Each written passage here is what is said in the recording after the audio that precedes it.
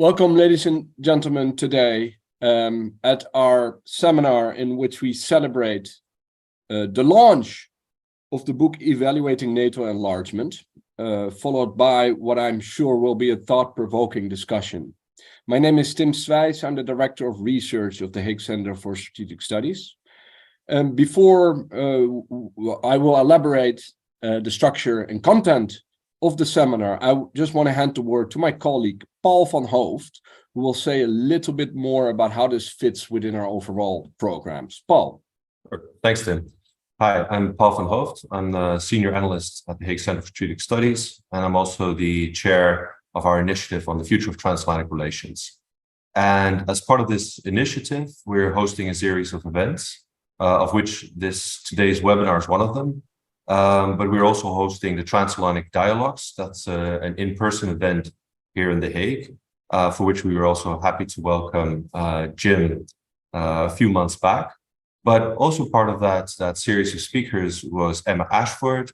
And in next month, we'll have Chris Miller to talk about the chips war, where the Netherlands has found itself to play all of a sudden to occupy a very key choke point without really realizing it until a few years ago, as well as Aaron Friedberg from Princeton, who will talk about kind of increasing competition with China, the bloc formation of blocs, and where exactly Europe fits into that. And the goal of those transatlantic dialogues is to present a versatile series of perspectives from within the US on US foreign policy, specifically as it relates to Europe. And by doing so, it's kind of to open up what I think is sometimes in Europe a kind of a limited debate where it's generally the same kind of counterparts that are sought out and conversed with, and therefore not a full breadth or width of the discussion in the US on its future global role is really apparent. So we're happy to host today's event as well, and it's part of what is one of the key issues now is to the extent of really which that core, so-called Western project, NATO, its foundation, its enlargement, what role it has played in European security, in enhancing it, or perhaps diluting it, and what the future perspective will be on what its future role will be. All right, back to you, Tim. Excellent, Paul. Thank you very much. And it's part of our larger and overall mission at HCSS to create and infuse a strategic debate in Europe and in the Netherlands specifically. Now, if anything, I think the current war in Ukraine really has hammered home, and continues to hammer home, by the way, that peace cannot be taken for granted. And so if we talk about the book today, the book deals with the fundamental question as to whether NATO enlargement has contributed to the stability of Central and Eastern Europe, the security of sovereign nation states through the deterrence of Russia, and the consolidation of democratic and liberal values in these states. That's one. Or whether NATO enlargement instead has antagonized Russia by bringing NATO to Russia's doorstep, by leading the US to overcommit in security terms, and also keeping European military power underdeveloped, because we Europeans were allowed, or perhaps even encouraged, we're going to debate that, to continue to depend on the US for our security. And meanwhile, I think it may be added, in that process, the half-hearted invitation to Ukraine, to Georgia in 2008 to join has created, arguably, a window of opportunity that Russia could then exploit. Now, that question is not an arcane academic question. It has real-world importance in light of the war against Ukraine, but also in light of the debates we're having, real debates about future membership of Ukraine and Georgia. But also questions about alliance cohesion in light of the Biden's administration persistent description as China as the pacing challenge rather than Russia. Now, ladies and gentlemen, these are issues that we will be addressing today. Let me outline the plan de campagne, the battle plan for today.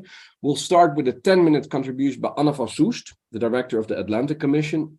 We will then turn to our panelists, the editors of the volume. We're happy to have here Jim Goldgeier and Joshua Shifrinson, and my colleague Paul van Hoofd, who contributed a chapter. And that will each speak for about 5 minutes, just outlining the core of their argument. We'll then turn to a Q&A with me. Thank you very much. And then I'll ask my colleague Davis Allison to ask some questions. But please, if you stay, in the last 15 minutes, we will open the floor to you, to the audience, and you can insert your questions and we'll post them to the panelists. Please note, this is a public session and that is recorded and will be uploaded later on our website. So by asking a question and by participating, please note that your contribution will be recorded. And it's also useful to remark that we are doing this on our own behalf and we have not received any sponsorship for this particular session that we're having here today. With that, ladies and gentlemen, without further ado, as the Dutch are fond of saying, I would like to give the floor to Anna van Soest. Anna van Soest, welcome Anna, is the director of the Netherlands Atlantic Association. And the Atlantic Association provides information on transatlantic security issues while promoting the study of issues, including, of course, transatlantic relations, NATO and European security. Anna previously worked for the European External Action Service. She was an advisor to a High Representative of the European Union. And she also worked at NATO headquarters in Brussels. She has a very rich and long career already. I would also like to add that I met Anna not so long ago. And Anna and I grew up almost in the same street, went to the same university and did similar studies. But it was only last year that we met for the first time, which is interesting. Anna, please, we look forward to your contribution. Thank you so much, Tim, and thank you for your kind introduction. I recalled this morning how you approached me a few weeks ago and asked me to participate in this panel today. You said, Tim, we have some very distinguished scholars who have written this amazing book about NATO enlargement, and now we would just like to have, you know, an outsider's perspective. And we thought of you. And I was slightly intimidated because I thought it's going to be me and these very distinguished scholars talking about NATO enlargement. Quite daunting. But I also saw the humor of it because I worked, indeed, Tim, like you said, at NATO headquarters and in government up to just under a year ago. And I then stepped out and I became an outsider. And I also thought that this insider-outsider analogy is particularly applicable to NATO membership and NATO enlargement because a country finds itself on the outside for a long period of time and works towards becoming a member, and then is all of a sudden around that negotiation table. I sat myself when I worked at NATO HQ in between Montenegro on my left, that had just joined when I started working there, and then was later on joined by North Macedonia on my right. As you know, NATO countries sit in order, in Anglophone alphabetical order around the table. So I got to know these people very well who had been looking at NATO from the outside for a long time and then all of a sudden found themselves inside and had a lot of catching up to do because all these protocols, all this agreed language, all these ways of doing things, you need to get the hang of it. And of course, they were incredibly happy to be inside after often long trajectories. So again, I thought that was an interesting thought. And as a previous insider and now as an outsider, I wanted to launch a few thoughts by means of introduction to this discussion today about NATO enlargement. And as we live in an age of disinformation, I will do that by looking at three quite well established narratives about NATO enlargement, three myths, if you will, and I will try to bust those for you. Firstly, the myth that NATO enlargement would be about the West cunningly drawing countries in Europe into its orbit. That's the first myth. And then secondly, that enlargement somehow is some kind of linear process. So a series of exams or hoops that a country needs to jump through to ultimately become a member. And thirdly, I would like to challenge you to look at NATO enlargement not only as in being about NATO and being about enlargement, but very much in a broader context of engagement with countries that share our values and that we want to reach out to. So those are the three topics that I'll briefly touch on. And let me then start by saying that I find the term NATO enlargement quite confusing.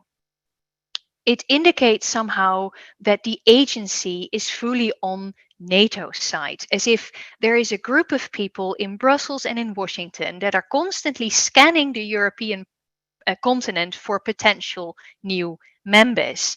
And that after the collapse of the Soviet Union, there was this conscious attempt to grow the size of the alliance. And whilst we need to acknowledge that many believed at the time that NATO enlargement was, of course, a very meaningful way of promoting peace on the European continent and establishing the US as the key security actor and provider also in Europe, I think it is important to recognize that there is a demand side also, and that there is a reason why we call it open door. And I want to emphasize that again and again, especially because there is so much disinformation about this out there.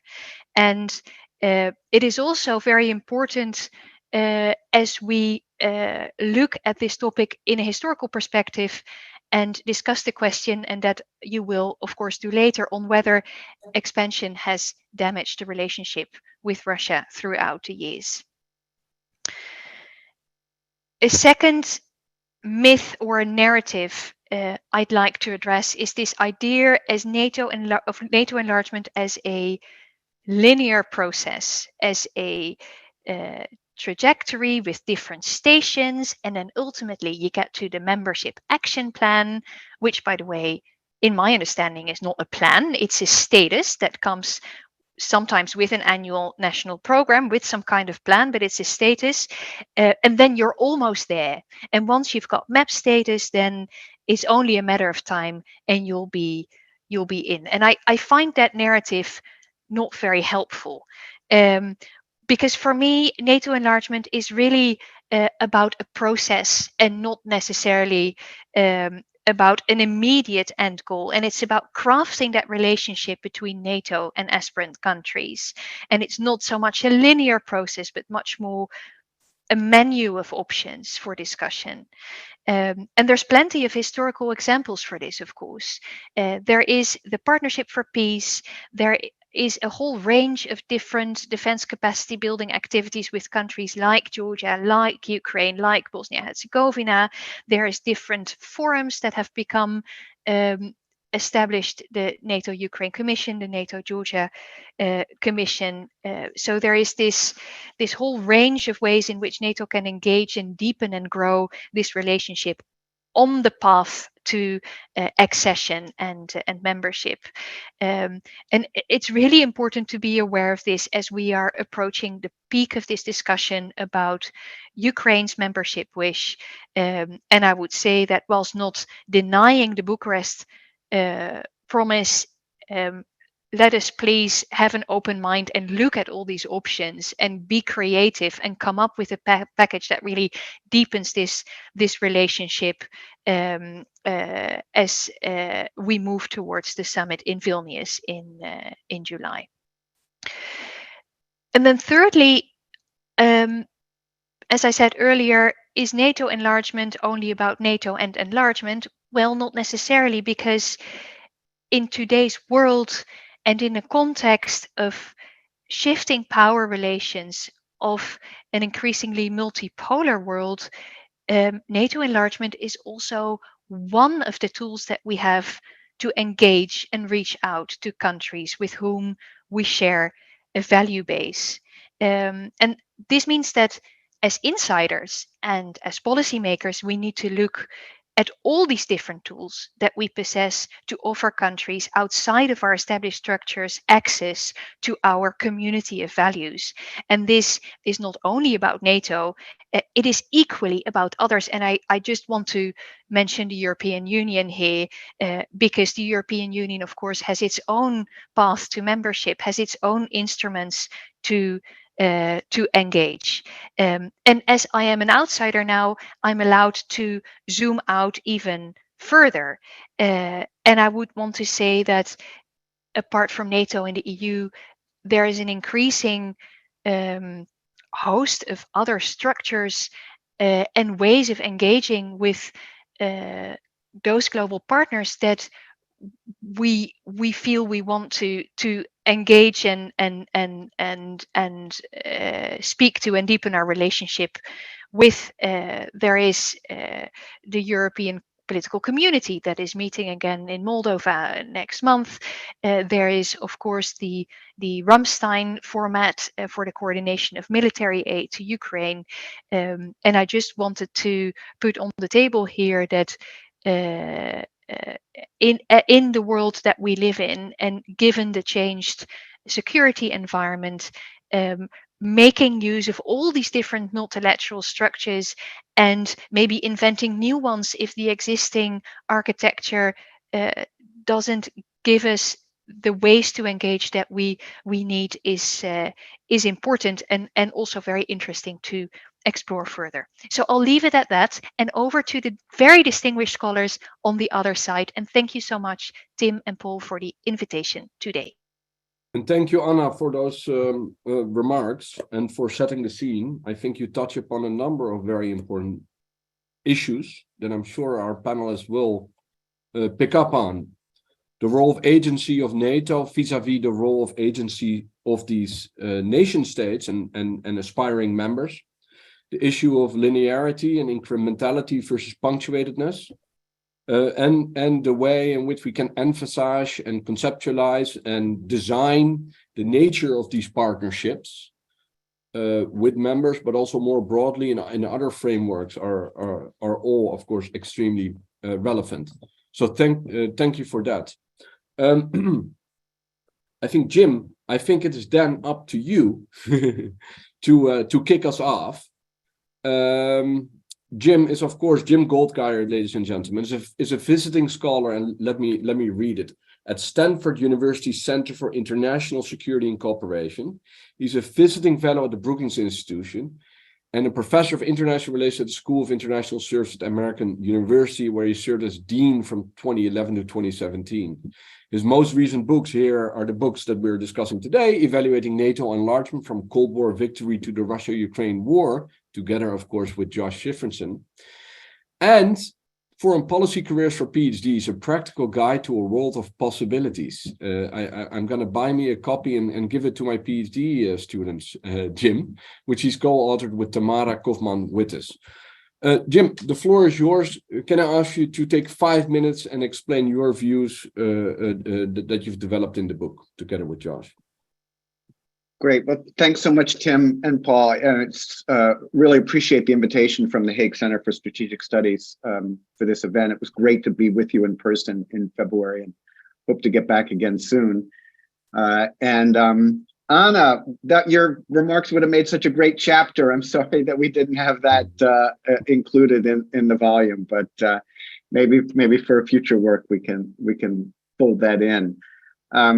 It was really great to work with Josh on this. We had a number of amazing authors, including Paul, of course, trying to tackle this question of how to evaluate NATO enlargement. And the main reason why we pursued this is that Josh and I, who have different attitudes towards enlargement, do have a common view that the debate has lacked a significant amount of nuance over the years, and that we needed to really try to do something to improve that debate. And for me, the fundamental issue when we talk about NATO enlargement and whether it was the right thing to pursue or not, and I've long supported enlargement, but you can't evaluate a policy without saying compared to what.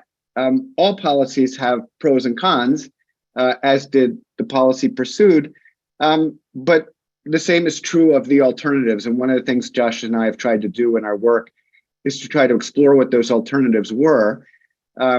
We start from the premise that once the United States made the decision that it wanted NATO to continue after the end of the Cold War, that the range of alternatives really were what we call sort of NATO-centric, that they were going to revolve around NATO, and that was going to exclude some other alternatives. For example, the pursuit of really much stronger European security architecture, European-led defense initiative in Europe, and that's why it was so important for us to have Paul's chapter in the book, since he covered that, and we'll presumably discuss that here.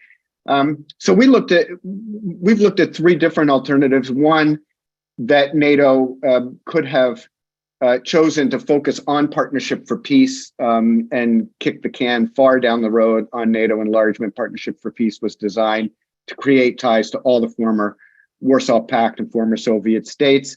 And certainly that would have made things easier with respect to the relationship with Russia. But as Anna pointed out, the agency of these Central and Eastern Europeans, there were reasons they wanted to be in NATO.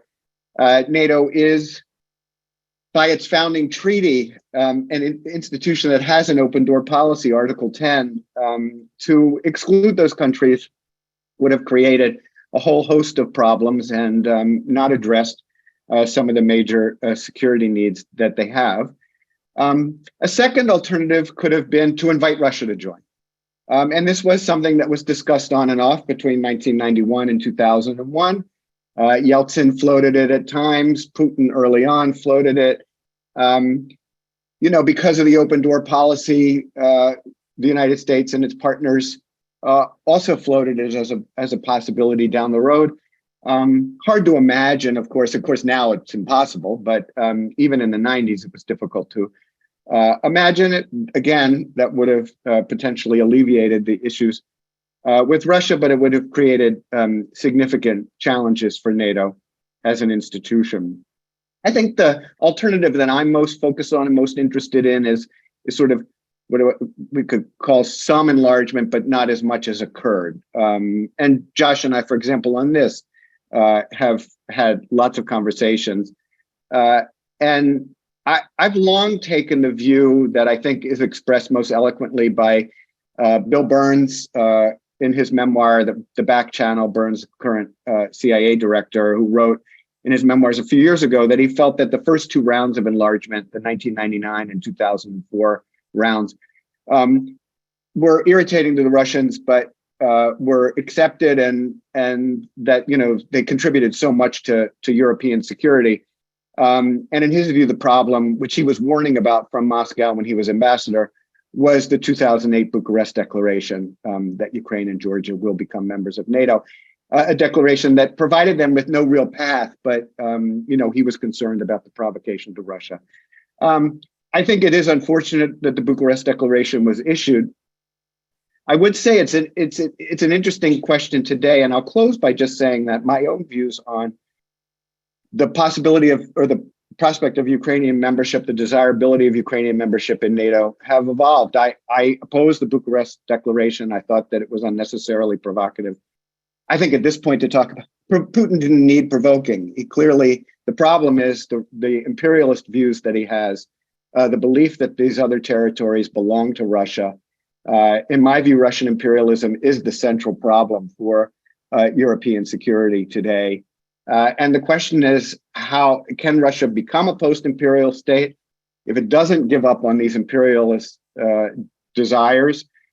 What's the best way to address that? And I've come to the conclusion that really the only way to provide security in the East and to eliminate the possibility of Russia continuing to be thinking about attacking Ukraine, even if this war were to end, is for Ukraine to be included in NATO.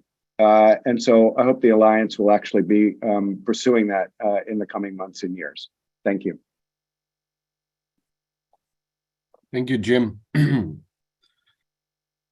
Of course, we cannot rerun history, but I'm very happy with the fact that you point out the importance of thinking about counterfactuals and then systematically laying out different pathways, which is also, of course, speaks to the strength of the book in which you engage in a very lengthy and in-depth discussion of these various pathways and the various logics that authors from opposing positions spell out.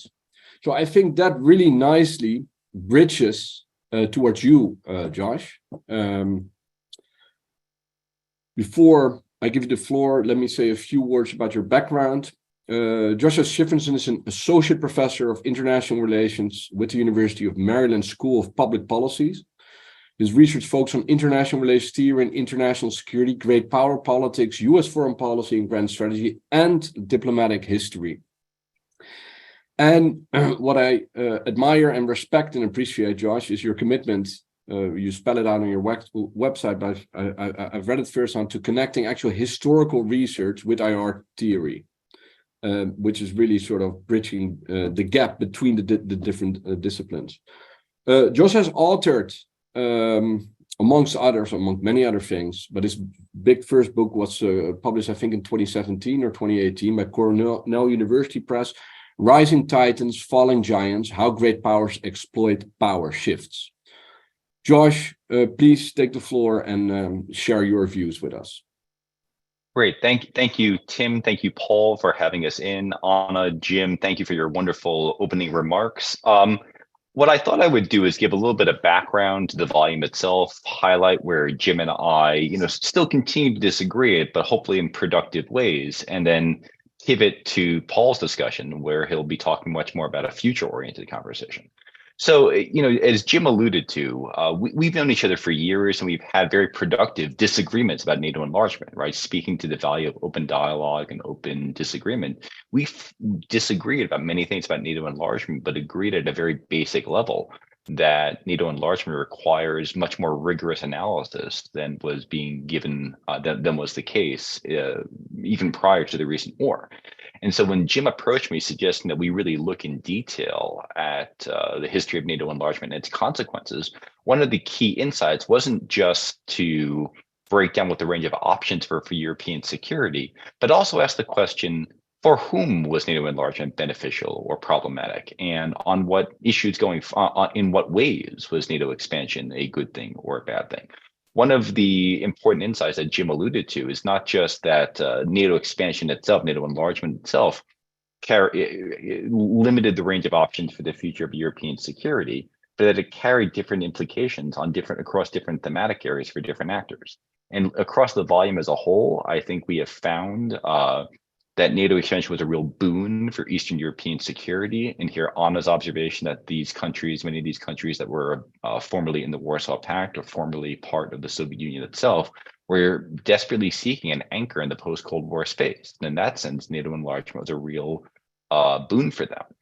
Looking at the volume as a whole, I think we have found that the implication of NATO expansion for the long-standing NATO members, the Western European countries, such as the Netherlands, such as France, Britain, and further afield, the US and Canada, were a little more mixed. And I'll use the phrase mixed. When NATO expansion kicked off, many of the countries that were longstanding NATO members were somewhat uncertain over the desirability of defending the states of Central and Eastern Europe in the post-Cold War space when military budgets were shrinking, but also at a time when there was hope for engaging Russia in a much more robust relationship. And similarly, for the United States, there were long-standing debates, or pronounced debates anyway, over what America's post-Cold War role would be, whether the US should focus primarily in the Asia-Pacific region, should focus continually on the Middle East, continue to focus upon Europe. And so NATO expansion anchored the American role in post-Cold War Europe, but it did so in a very particular way, where many of our scholars, many of the contributors to the volume, I think rightly point out, that NATO expansion was never really considered as a security obligation. In other words, there was no consideration of does the United States, do the traditional NATO members truly have the capability, the will, the intent to defend the countries of Central and Eastern Europe, even the Baltic states? I think, as Jim alluded to, one of the pronounced findings that we have is that NATO expansion itself probably didn't cause the downturn in U.S. or East-West relations with Russia. And so in that sense, there was some ability to expand NATO without taking on too much of a security burden. But nevertheless, starting in the late 90s and going more and more pronounced in the 2000s and 2010s, it was obvious that NATO expansion was encountering, or an enlarged alliance, and it was encountering further and further frictions with Moscow, all of which should have raised questions over the desirability of continued NATO enlargement and the risks that NATO enlargement carried with it. And I think today, looking at the situation vis-a-vis Ukraine, just as many analysts can disagree over the wisdom of NATO enlargement in the past, so too do I think we should be having this conversation of the desirability of NATO enlargement to Ukraine. I, for one, am deeply worried about the alliance's capacity or willingness, or simply the strategic interest of taking Ukraine into NATO, given the risks that would incur with a nuclear-armed Russia. And we haven't really raised the question of, are the countries of NATO willing to take on an Article 5 obligation for Ukraine? Is it in the existing allies' interest? Because after all, although NATO operates although countries have agency to seek to join NATO, the existing NATO members still have agency in deciding who they want to be beholden to and who they want to defend with life and blood and treasure. And so one of the great questions at a time when the future of European security is very much in flux and we need to evaluate these questions is, what can NATO do? What is the American role in the transatlantic alliance? Or what can the EU or the European members of NATO do as a group within the alliance? And I think Paul is going to speak to that in his remarks.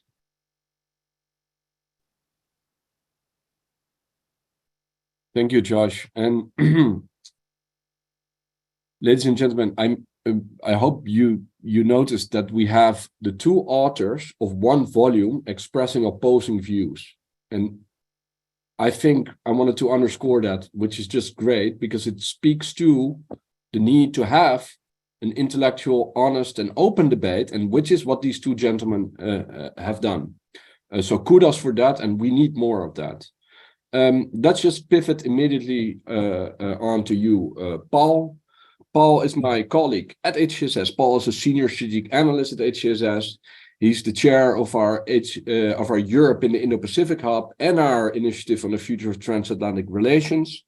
Paul and I met about 15 years ago maybe 20 years ago at the University of Amsterdam, where we were both, I think, amongst the two persons that were interested in matters of war, international security, and strategy. And here we are again. Paul attained his PhD in political science from the University of Amsterdam, was a postdoctoral fellow at MIT, including as a 2018-2019 Stanton Nuclear Security Fellow, and he has published on US grand strategy and on deterrence in, amongst others, security studies. Paul, please, the floor is yours.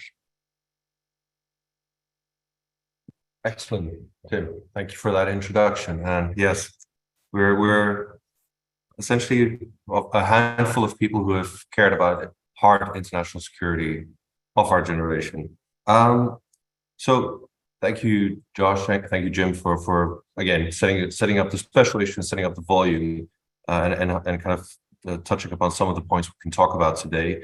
What I'll do is I'll just briefly go through some of the points and make it in the article and the chapter. I kind of relate that how I think they're relevant, that history that history of NATO enlargement in the 90s and 2000s, how that thinking or how the dilemmas that were posed by that are relevant to the situation we find ourselves in now and likely to find ourselves in the coming years. So maybe one way to set this up is Jim wrote a book 25 years ago, Not Whether, But When. NATO enlargement would happen, and that kind of encapsulated how the Clinton administration thought about enlargement. In a sense, my argument in the chapter is it's not so much a question of whether NATO enlargement was a good or bad thing. That's too simple a question. It's rather the how of NATO enlargement that I think did not always yield entirely positive results. And I may make the argument in the chapter that it's not so much NATO enlargement, it's NATO enlargement combined with NATO also moving away from its core function as a collective defense organization into something broader into something more like collective security, into going out of area, into transforming NATO's military forces and that's specifically relevant in Europe, transforming into expeditionary, lighter forces in combination with enlargement and in combination with the US actively stopping, dampening the opportunities for alternative European security architectures, most specifically in ESDP. So the chapter is based on, and it's part of a larger piece of work I was doing at the time, on a series of dozens of interviews with US officials, former officials, current officials, that really tracked the thinking on within the US policy community on Europe over about three and a half decades. And what was apparent in that discussion of enlargement, both in the documents that are available, both in those debates and those kind of recollections of those former officials, was really that there was almost a sense of matter of factness. Of course, it was going to be NATO. Of course, other states had to be added to it. There was a deep fear for instability, and this was also a role of contingency in that. Perhaps if the Balkan Wars had not started, perhaps if there's quite a few of other moments in that post-Cold War era where it seemed as if the world was going into kind of a negative security spiral again. And for those reasons, the tool that seemed to work before to stabilize Europe after the end of World War II, right? To basically bring West Germany just mere years after it had engaged in a war of aggression on a massive scale atrocities, trying to bring it back into the fold. That did seem like a model to kind of stabilize Europe again. So there was, I think, what I kept getting from those discussions, but there's a real deep sense of, and I think for most of the officials, a deep sense of to make Europe whole, free, and at peace, and that NATO was going to be the instrument for that. Yet that same kind of obsession with instability and kind of NATO as a solution for everything also led to thinking that NATO could then solve problems of instability outside of the treaty area, to not just be a stabilizer or a pacifier for those member states, but to move far beyond that. And that changed what exactly NATO could as an organization do, what its armed forces could do. And at the same time, it also, by the US, by repeatedly pushing back and also engaging in divide and rule tactics against different European member states, specifically France, it also took away a sense of responsibility among Europeans. NATO also became the answer to most Europeans. So that doesn't mean that there was not a sincere held belief on the benefits of NATO enlargement, on both sides of the Atlantic, but it also started precluding other ways, other capabilities, and therefore precluded other future alternatives in the future. I think we can come back to some of these issues in the discussion we'll do afterwards. But just to flag that in some ways we see similar kind of problems. As Jim and Josh both mentioned, there was an expansion of NATO's tasks without the means necessarily to think about defending it. And some of that is already coming up in the discussion about Ukraine joining, right? What exactly does it mean to give security guarantees to a state that is engaged in a conflict with a great power where there has not been an agreement on permanent borders? What does it mean to give security guarantees in that case? What does it mean when a nuclear alliance gives security guarantees in that case? How do you deconflict potential confrontations between NATO and Russian forces? It seems that there's again a sort of an optimism here and a sort of path dependency, kind of repetition of certain mantras that are leading us into thinking about this. And I think it's sometimes still in far too casual ways. And another thing that's kind of interesting as a surprising to me in a way parallel is that just as NATO expanded its scope, its membership in the 90s and the 2000s, it's also expanded the geographic scope in which it operated, and basically bringing a lot of NATO into Afghanistan in the 2000s, well, for 20 years essentially.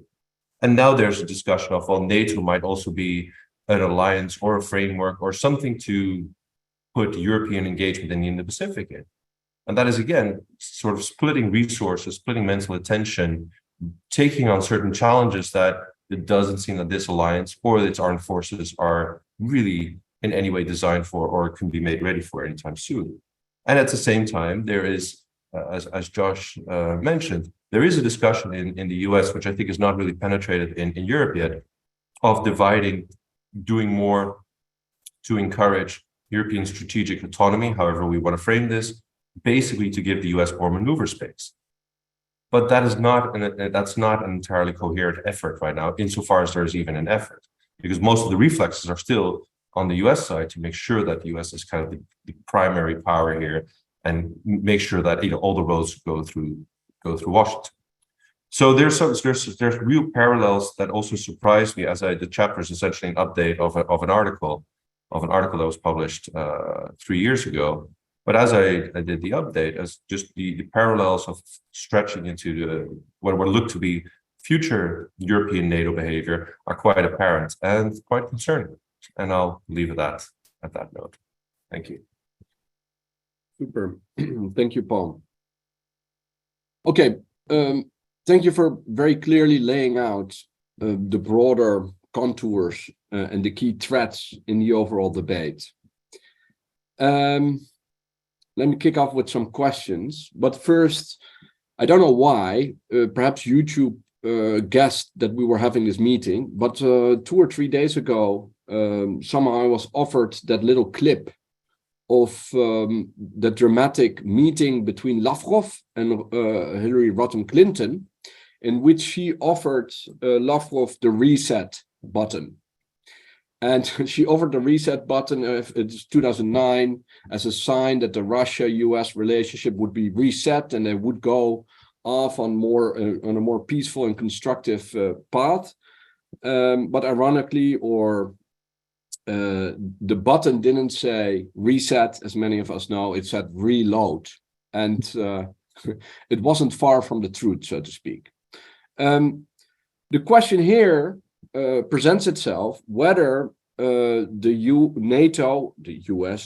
NATO-Russian relationship was doomed from the get-go, whether this was a process in which, whether it was an individual, Vladimir Putin, whether it was structural for a resurgent former great power that is trying to get a second or a third act, whether it's an individual or structural, whether there were developments along the path that sort of marked the point of no return. So the question is, was there a point of no return?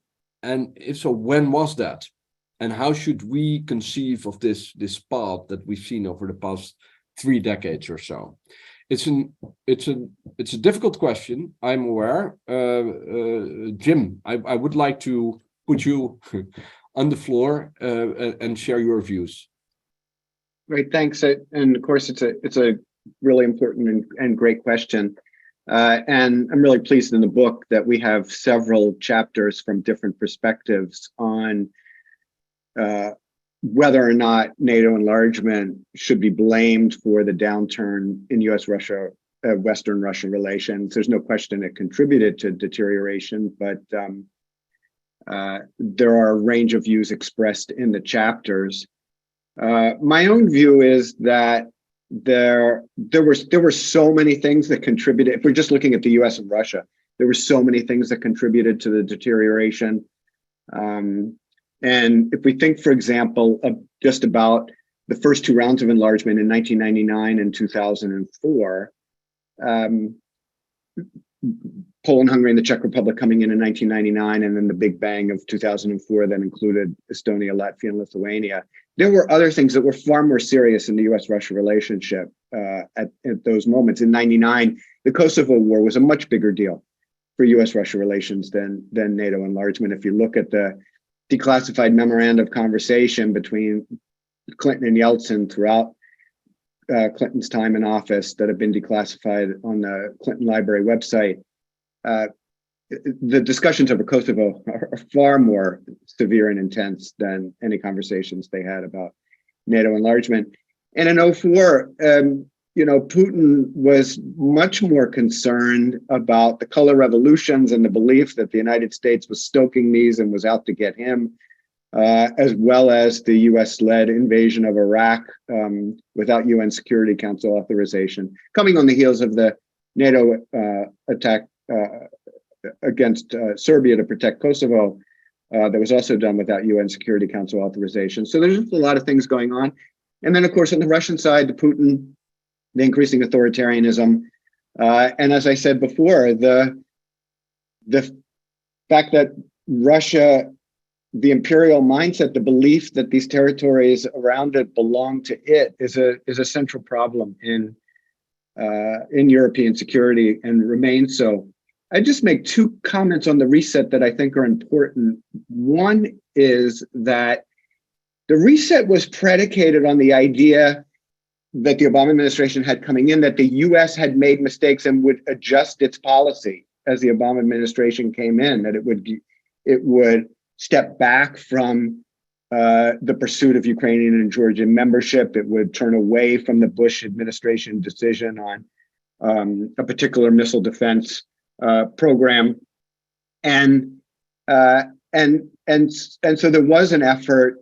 The reset really meant a reset of U.S. policy that would lead to a betterment of U.S.-Russia relations. And there were several good years there where each side was able to get some things that it wanted. And it's worth noting that those good relations during that first Obama term, and can be debate about how meaningful it was that Medvedev was the president and not Putin. A Medvedev who seemed very different at the time than the Medvedev of today.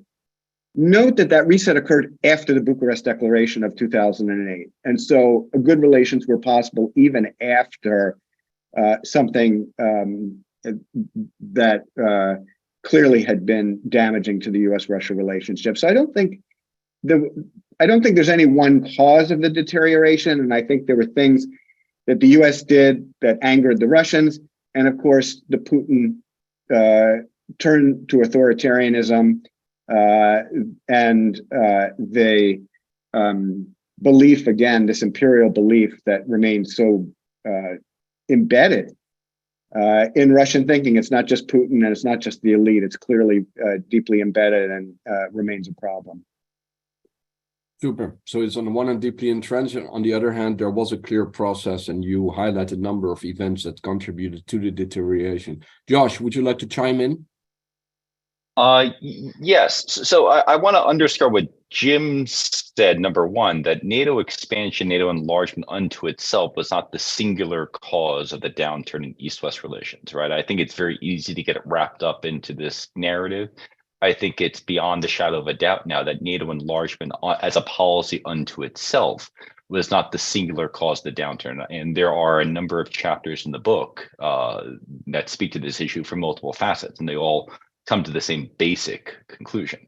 I do think, though, it's worth noting that NATO enlargement as an outcome, though, may have played a much larger role than we may totally understand, because from the early 1990s onward, you can read this in the archival documents that have been released by the American archives, by British archives. In other words, places that aren't necessarily susceptible to Russian misinformation or disinformation. It's very clear that the core Russian security concern post-Cold War is this question of whether Russian interests would be acknowledged. And I agree with Jim that Russian, whether we call it imperialism or just desire for deference and it's near abroad, whatever we call that, rightly or wrongly, that has been a core Russian concern since the end of the Cold War. And and so you can go through the archival documents, the historical record, and just see the Russians desperately seeking influence or influence over the future of European security architecture. And Jim has written a brilliant series of articles looking at the American effort to placate the Russians in the Clinton years, saying that even as NATO enlargement went forward, Russian interests would be understood and respected. And I think one of the problems with NATO enlargement is that once the alliance really did begin enlarging, once the enlarged alliance really began moving closer and closer to Russia's borders, it became harder and harder, number one, for the United States and other interlocutors with the Russians to really take Russian interests to heart because there were conflicting pressures from the new Eastern European, Central Eastern and Eastern European allies, number one. And number two, Russian sensitivities, that its sense of not having its interests respected, just went up. And so in a way, once NATO enlargement as an outcome, I think played a very large role in contributing to the downturn in relations, not a singular cause, but by creating conditions that put the two sides on a collision course. And I would just conclude by saying this is not a Putin phenomenon. It's not even a modern phenomenon.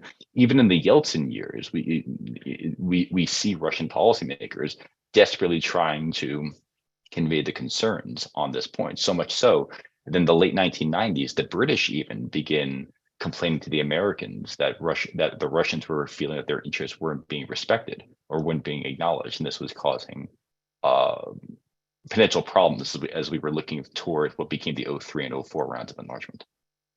All right, and perhaps later on we can. Perhaps later on we can ask the question whether there's a reason to go from is to ought, whether, since the outcome antagonized them, whether that also means that enlargement shouldn't have taken place. But before we do so, Paul, perhaps you would care to comment too. Sure, thanks, Dan. My remarks or what I would say is pretty much in line with the remarks that Josh and Jim just made. I think the contributions to the volume really paint a picture that in some ways the outcome was overdetermined. There are many things going wrong. And that is whether it's Kosovo, whether it's the suspension of the ABM treaty and Russia's growing suspicions that it cannot keep up its end of the strategic stability and that the US doesn't really want it to. Whether it's the invasion of Iraq, whether it's the operations of Afghanistan, whether it's the expansion of operations in Libya. There's a whole set of events that can happen all over the world that the Russians could rather dislike.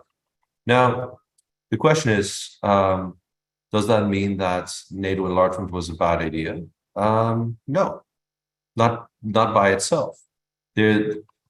What is, however, I think a fair thing to say is, as repulsive as we might find Russia's behavior, it is historically not unlikely for a great power, when you go into its former sphere of influence and you go right up to its borders, that it will try to lash out. There's no justification for it, but it is not an unusual, surprising phenomenon. It's kind of surprising that, and this also came through in several of the interviews, and I'm assuming that as more and more documents get declassified, this will become more apparent, how little thinking there really was on the security implications. How do we add members and then actually defend them? And that's one thing so it's not that NATO enlargement, to build on the argument I just presented when I summarized it, it's not that NATO enlargement was bad, but to do these things, to ignore the potential consequences and not to prepare for it, to not have plans in place that would then also show enough strength to deter Russian, whatever we want to call this, hybrid operations, more conventional operations, to not have plans in place for that. That is the dangerous part of it. You can take whatever decision you want, but you should also have a follow-up plan for the response on the other side. And not having that is I think the real failure here over time. Okay, thanks, Paul. Thanks. Let's go back to that is and ought issue that I just put on the table. If the outcome antagonized Russia, would there have been an alternative? And that sort of brings me to the larger question is as to were there alternative security architectures? These are big questions, but were there alternative security architectures for the Euro-Atlantic area feasible, possible, imaginable in the post-Cold War environment in the 1990s and later on in the aughts? Josh, can we go to you first? Sure, give me the easy questions. So the is ought, what were the alternatives that were feasible, plausible, even hypothetical, right? Well, I think Jim alluded to a major one, which is to do round one of NATO expansion and not subsequent rounds. You know, whether it's round one and not round two and then stop there. You know, we see in the historical record, and this is not in the volume though, it's since come to light, that there actually were lots of discussions of stopping NATO enlargement at a certain point and then engaging in either PFP negotiations or some kind of OSCE-based framework, a non-NATO membership arrangement for the rest of Central and Eastern Europe. I think that was actually a very plausible option that actually had support for many traditional NATO members, including the British and the Germans. Somewhat related to that, you could have imagined, and I don't think this was infeasible, that you could have halted NATO in its, say, 1990 borders, 1991 borders, meaning taking in the whole of a reunified Germany, but no further, and then worked with a PFP arrangement with Central and Eastern Europe, and also sought a quid pro quo, an understanding with Moscow. You know, quid pro quo is a dirty phrase these days, but I simply mean an understanding over what the boundaries of security competition would look like. The other one, which is worth thinking about, and I think it would have been a long slog, would have been very difficult, but nevertheless might have been feasible, is if you didn't have NATO expansion, I do think it would have created some momentum for what at the time the EC, then an EU-based security apparatus. One of the striking features of American foreign policy is the extent to which fears of the European Union standing up as an independent security operator, and this is actually very clear in the historical record, drove American support for NATO expansion. Paul alluded to this later on with Madeleine Albright's 3 no's, but it was even active earlier in the Clinton and early in the H.W. Bush years. So it is plausible, I think it might have been feasible for some kind of European security arrangement to have developed that filled the security vacuum in Central and Eastern Europe. Now, there's a good question over whether that would have been satisfying for the Central and Eastern Europeans themselves, many of whom really did want NATO membership. There's a good question of what capabilities a European-based force could have brought to the table, and whether this would have satisfied Paul's right observation that that security commands have to be backed by actual capabilities. But nevertheless, if we go to the is-ought, it seems very plausible to me that there were at least other options that could have been explored in the 90s and later. So I'll stop there. Paul? Yes. No, I entirely agree with the points Josh just made. And just to build upon that, there's a lot of variations within these potential alternatives. On satisfying the Central and Eastern Europeans, well, one solution that might have been what I think was available then, and I think was also probably would be a sensible thing to think of right now, is to not necessarily have the EU try to completely generate an alternative capability, which might have worked for if this had been, if the EU had remained as a Western European, roughly, organization. But there's, of course, a dual enlargement that for many Central and Eastern European states, the EU was also something that they wanted to join simply for the clear economic benefits that they needed to kickstart their economies after the fall of communism. But there's an alternative that might have emerged that could have satisfied all these things and might still be an option, is to Europeanize NATO. And there's, of course, the ESDP and all the variations thereof as the European pillar of NATO. And that is a problem, I think, or that's a solution that was never properly explored, right? To kind of devolve responsibilities to Europeans, kind of have the US kind of act as a backer, this kind of backline, last line of defense. But that would have necessitated, and still necessitates, a change in mindset, I think, in DC, where it is more comfortable in not always getting its way. And I think that's also a real problem that we keep hitting upon, because the US was not comfortable with the idea that the French would go off on their own path in Africa, and that the Germans would do this and so on, or that Brussels would be entirely powerful. And that's also clear from statements that you can already find in the George H.W. Bush administration. So there's that tension there. I do think that the more Europeanized NATO would have done maybe enough to, and with credible military capabilities, would have done enough to deter Russia during those years, while at the same time kind of lowering the overall threat level that, rightly or wrongly, the Russians may have experienced. Jim? Sure, although I have to say, I feel like since Anna has worked at both the EU and NATO, I'm really eager to hear her thoughts on what alternatives might have been possible. I just would say that I think it's important to really look back and think about, why did the US, after the end of the Cold War, believe it had to continue to stay so engaged in Europe? Why did it believe that it still needed NATO?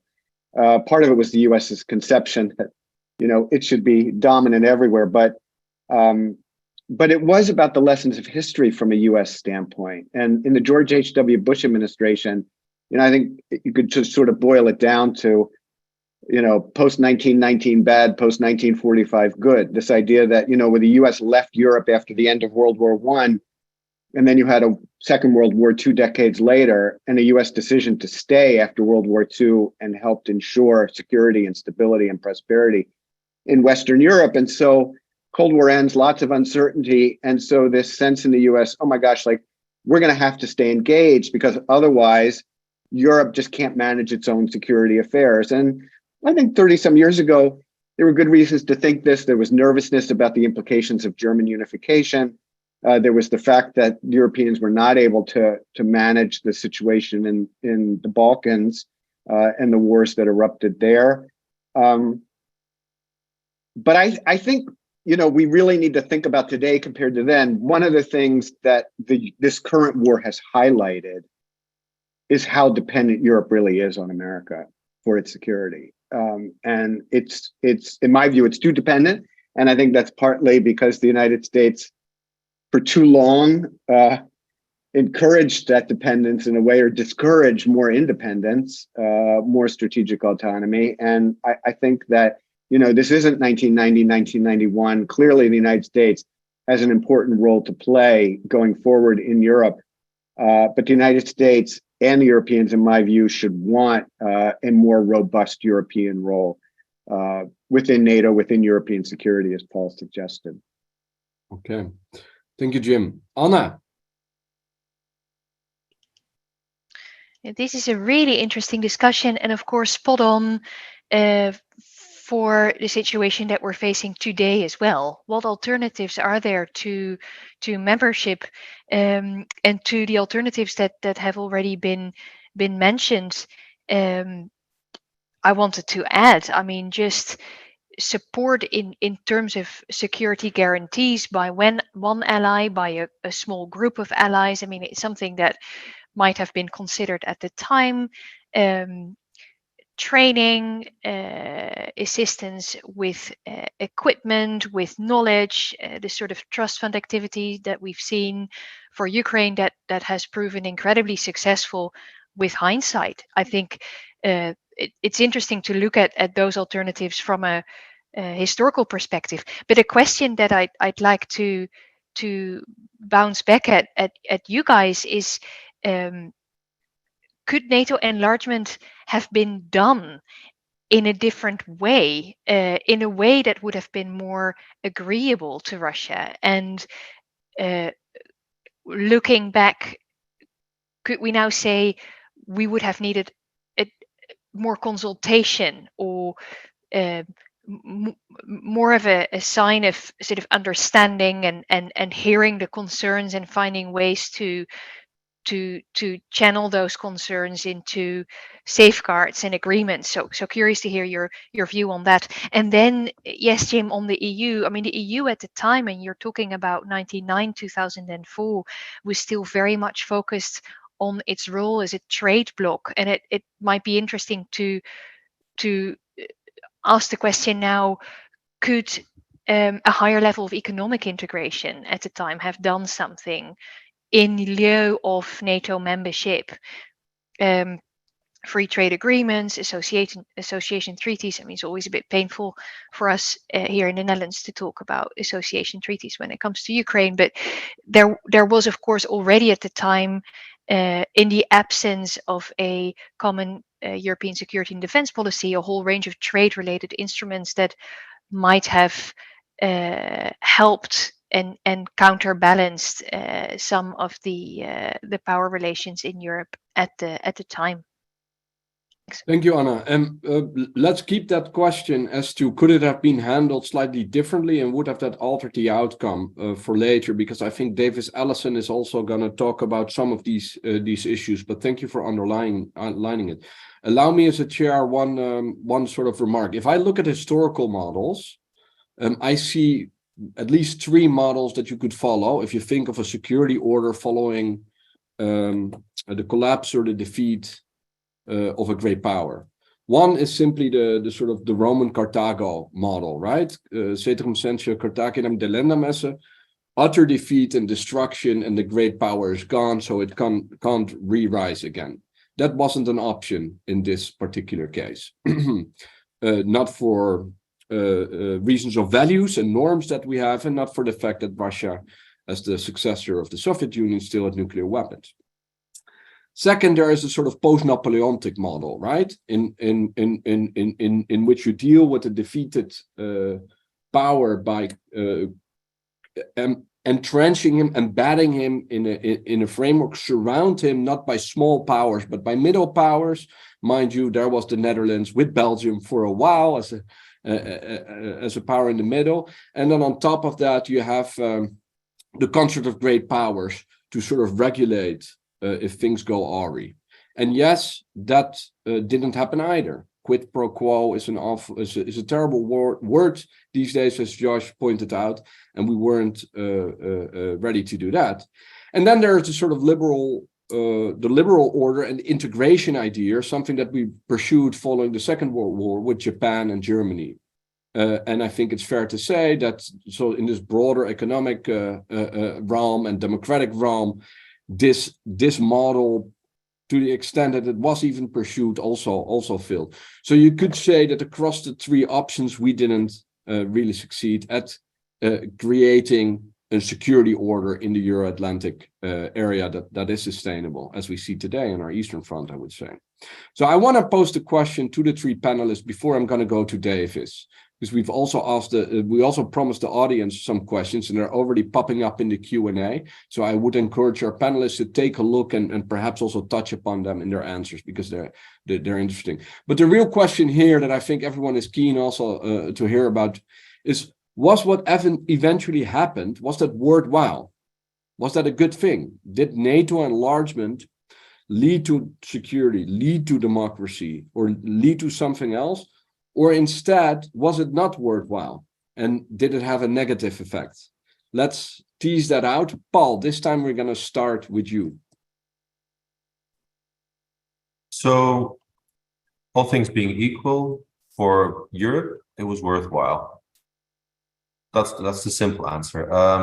There is, from security perspective, from a normative perspective, there is something to be said about having those Central and Eastern European countries that have found themselves in the middle of wars consistently to have those secure, getting more and more prosperous, and getting more or less free. So I think that is worthwhile. Now, how to manage that?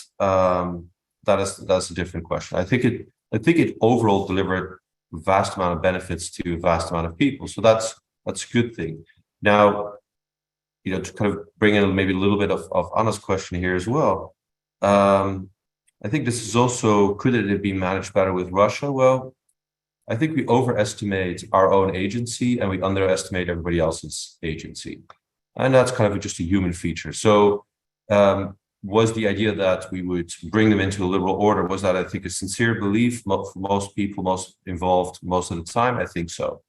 Yet at the same time, there was not really an appreciation of Russian realities and the way it evolved very quickly into much too narrow an economic order, with the domestic order, with too much control by the security apparatus, and that just simply engaging it is not enough. It wasn't enough in Germany and Japan. Germany and Japan were essentially terraformed by American or Allied occupation. Right? There's a lot more going on there than simply, please join our organization and please trade with us.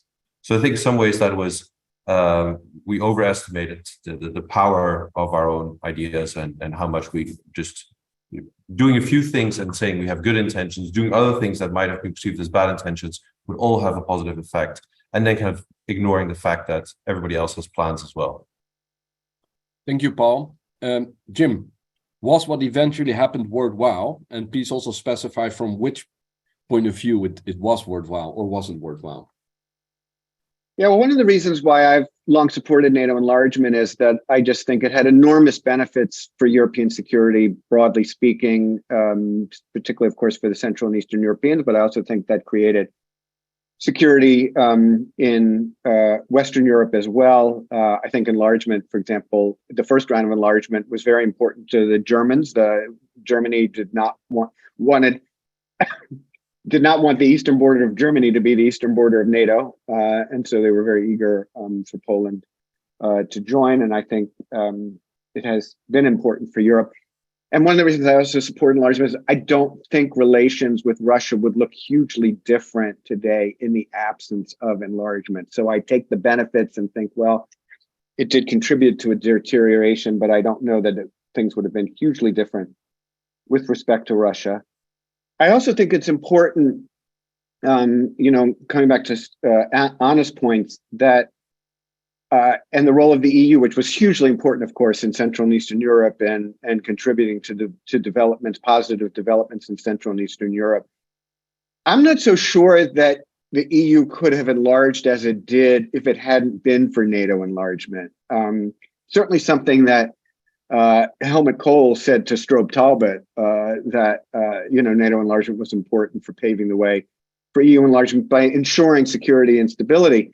And I think that's particularly true with the Baltics. It's hard for me to see how Estonia, Latvia, and Lithuania would have been able to join the European Union, given concerns about insecurity and instability, if they hadn't come into NATO as well. And just want to say one word on one of the questions that popped up in the Q&A from the audience about NATO's role. If there is a ceasefire, if there is an end to this war, what would NATO's role be after? And I think the key role that NATO will play, regardless of the issue of Ukrainian membership in NATO, will be provision for defense of Ukraine, continued support for Ukraine so that it can defend itself if Russia were to choose, after an end to this war, to think about attacking Ukraine again. So I think there's going to be a long-term role there. And of course, Ukraine now has candidate membership in candidacy in the European Union toward membership. And so, hopefully that's a process that will enable Ukraine to move forward as well. Thank you, Jim. That's enlightening. Joshua, your views. My views. So I think NATO expansion was very much worth it for the Central and Eastern Europeans. I think I don't think it was as vital to the democratization and liberalization as we might perceive. We have a really wonderful chapter by Paul Post and Alexandra Chinchilla in the volume, which points out that much of the democratization actually began and was successful even in cases where NATO didn't expand. In other words, much of the work was done ahead of time before NATO membership was on the table. I think, though, expansion was much nearer run and maybe not as beneficial for the United States and for the longstanding Western European members of NATO. Partly this was hidden because at the time there was very little consideration, as Paul alluded to in some of his remarks, that there actually might be an obligation to come to the defense of many of these countries. But if you speak to American policymakers, and we see it a little bit in the conversation about Ukraine today, there's great uncertainty over whether the U.S. would actually has the wherewithal and has the ability and has the intent to defend some of the smaller countries that were brought into NATO after the end of the Cold War, and certainly doing so at a substantial cost and risk to the United States. I think as a result, it's not at all clear that U.S. and Western European security has been helped by enlarging the alliance. Now, I also think it's important to address Anna's question of could an alternative path have been imagined in East-West relations. I actually think the answer, I think that Russia was going to seek influence in its near abroad almost no matter what was going to happen. I think Russia is a power-hungry state. I think the question is, though, how would this be expressed? I don't think absent NATO enlargement we would have seen as much outright Russian aggression. Russian influence would have been exerted through other ways. We would have seen more Finlandization, I believe. We would have seen countries cowed by Russia. Now, whether that is avoiding war at the cost of sovereignty is beneficial or not, that's not for me to say. But I think it is worth pointing out that we probably wouldn't have a better relationship with Russia. It would just be a different kind of relationship, perhaps a less militarized relationship with Russia. But Josh, please bear with us, because while you're on that topic, there is a question from the audience that has been posed a while back. And that is whether you could please comment if the concept of buffer zones still has any real political, strategic, foreign policy value between two major opposing nuclear super hubs between the West and the East. I mean, how do you emphasize that role then in that order? So the question is whether there are buffer zones that are whether buffer zones bring benefits. Yes. And so I'm going to avoid acknowledging any downsides to buffer zones, then, and just simply talk about the benefits. I'm going to defer to the question. And in this sense, yeah, buffer zones do provide benefits. They mean that great powers have time to decide when and why and whether to intervene should a crisis erupt. They also, unfortunately, for better, worse, and indifferently, allow countries to divide regions of influence. And here I'm alluding to the ideas of spheres of influence, but it's just more ideas that say around here is where I will be preponderant, around there is where you shall be preponderant, which is just a fact of life in international politics. And finally, buffer zones allow greater agency in the parts of the states that are in the buffer zone. So there's a really wonderful literature on the power of small states, of states that are in border regions, extracting benefits by playing different great powers off each other. And so in a very odd way, buffer zones also provide room for smaller states to extract more influence in international politics. So yes, there are benefits to buffer zones in the modern age. I'd also be happy to talk about the negative consequences, but I'm going to defer to the question and just emphasize the benefits for now. All right, and I'd love to hear entertain us in a longer debate on the use and utility of buffer zones. It's one of my interests, but this is on NATO enlargement, and we want to give Davis Allison a chance to come in. Davis is a colleague of ours, a strategic analyst who recently joined us from NATO Allied Command Transformation, where he served as a strategist for about 3 years. He is one of the co-authors of NATO's warfighting capstone concept, and he worked across a wide array of military strategic issues for the alliance. In October or last year, we organized at the Netherlands Defense Academy a large conference on the future war, and there Davis came over. And yes, we stole him, we hired him away. Davis, we're very glad that you're joining us. You're also a PhD candidate at King's College London Department of War Studies, writing about civil-military relations in NATO, not immaterial to the topic of today. It says Paul van Hoofd, but they're in the same room. So it is Davis, ladies and gentlemen. Davis, please, the floor is yours. You're going to get 1 or 2 questions because we are going to stick to time. We have another 11 minutes left. Davis. Yes, thank you, Tim. And no, Paul's vision did not deteriorate significantly in the last few seconds. But really interesting conversation. And this question I have kind of follows on some of the conversation that's already been had, and it's directed at all of you. Given the challenges that NATO had in alliance management, not only with enlargement, but also how enlargement even came to impact Afghanistan, Kosovo, Libya, all of the breadth of the activity that the alliance has undertaken in the post-Cold War era. And then now on top of it, the added challenge of the Russian invasion, the new ambition for NATO, particularly in conventional defense on the eastern flank, and also adding the Indo-Pacific in some of its thinking, and also adding climate security. Is NATO at risk of overburdening itself again? Or is it setting itself up institutionally for other great challenges and struggles in the future? Thank you. Thank you, Davis. Jim, would you like to take that one on first? Well, I mean, it's no question. I mean, NATO has just taken on an enormous number of issues for itself, and I think that's why NATO throughout its existence has always been in crisis. And we have two great historians in our volume, Tim Sale and Susie Colburn, who've written about these issues over time. And I think that, this is the interesting thing about sort of the Russian, where Russia figures in to NATO and the threat perceptions, because every time NATO sort of thinks, okay, it's going to deal with other issues, the Russians do something to refocus NATO's attention on Russia. And I think right now, the bulk of the attention really is on Russia. I also just 2 seconds on Anna's earlier question about outreach to Russia earlier. In the 90s, there was tremendous effort to include Russia. The Partnership for Peace, Russia was included, the implementation force after the Dayton Accords were signed. The end of the war in the Balkans, Russia's inclusion, and the NATO-Russia Founding Act signed in 1997. These were all efforts to try to include Russia in this process and to try to reassure Russia that NATO was understood that Russia had legitimate security concerns.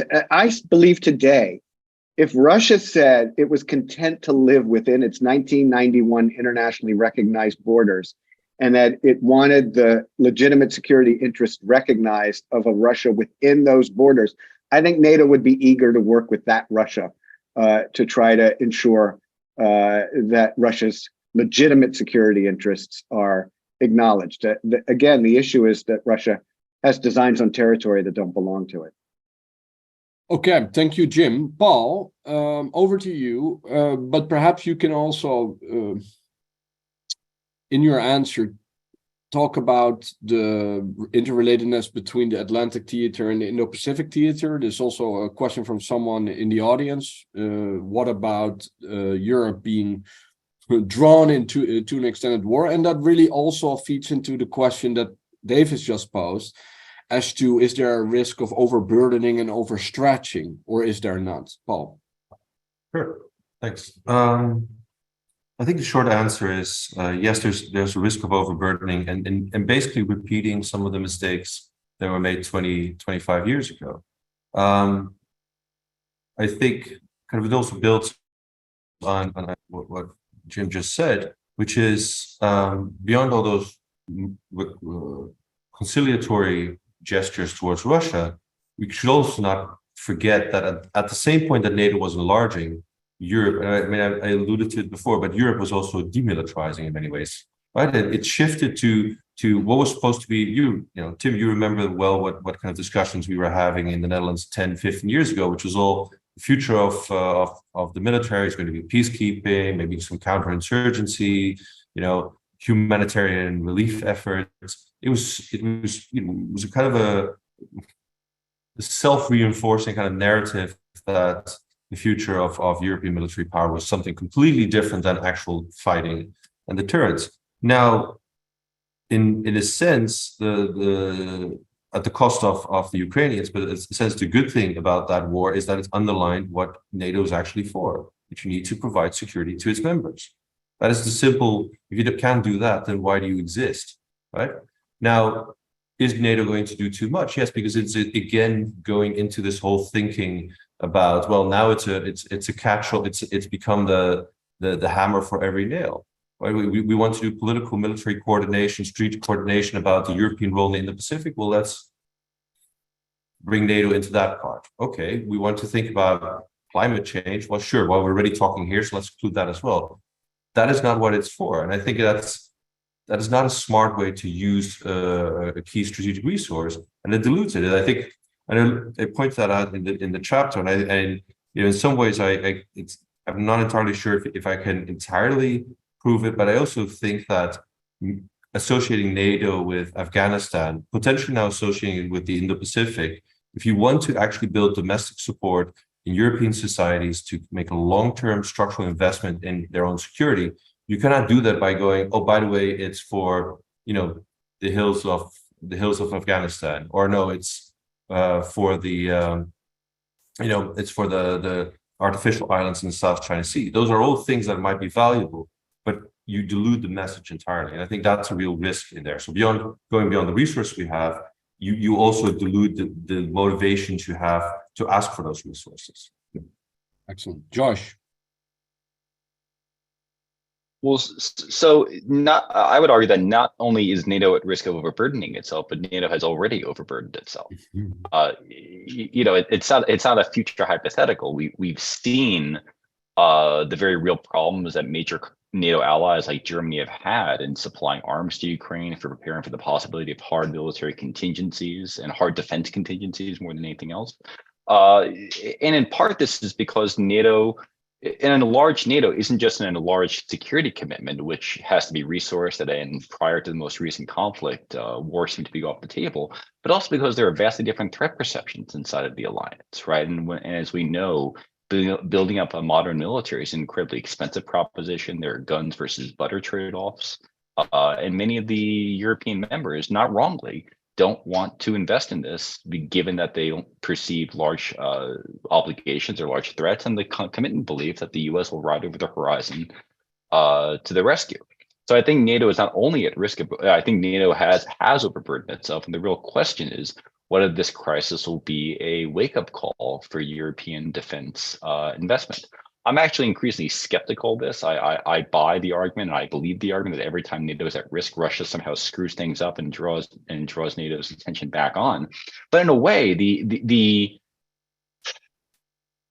I'm going to use the phrase the ineptitude of the Russians in Ukraine, and that's not the right term, but it's actually the limited Russian success in Ukraine actually suggests that the Russian threat is real, but quite moderate for the whole of the alliance, which perversely does just enough to make the European members of NATO wake up, but too little to actually make them spend the hard cash and make the hard choices to invest in the military. I think with that same framework, Europe is going to be at risk of being drawn into any number of conflicts, hither, dither, and yon, be it in the Middle East, be it in the Asia Pacific region. But number one, that it's a political risk, right? It's not. I don't think it's a real military risk. We see already this conversation and Paul alluded to this, that European efforts, limited capabilities should be spent closer to home, number one. And number two, as we know from the events around Iraq, the European members of NATO have no problem telling the US no when it's clear that when their interests point in a different direction.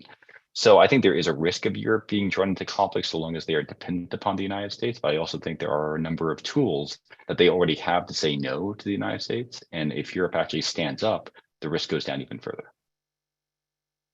Okay, Josh, let me just observe before I ask you, Anna, to share your view on this, that the argument could be made that from an alliance cohesion perspective, with so many different allies, with so many different interests, it may make sense to, for instance, from a European perspective, signal to the Gulliver, to the US, that it is interested in whether it's de facto supporting or partially supporting, relieving the US here. It sort of binds the US to European security. And then there is a debate as to whether that is dangerous if Europe cannot live up to these commitments. And then we're back to the question, is this really a Zeitenwende? And is Europe going to step up its game? No, so before you go to Anna, Tim, I would just say I agree with that. But the point there would be Europe would still be focused upon Europe, right? Yes. And so the question being pulled elsewhere, that solves itself. So I agree with you. Good. Okay. And thank you for the interjection. Anna, what is your view on this? Well, I buy the concern that the message is being diluted, and I buy the concern of resources being stretched.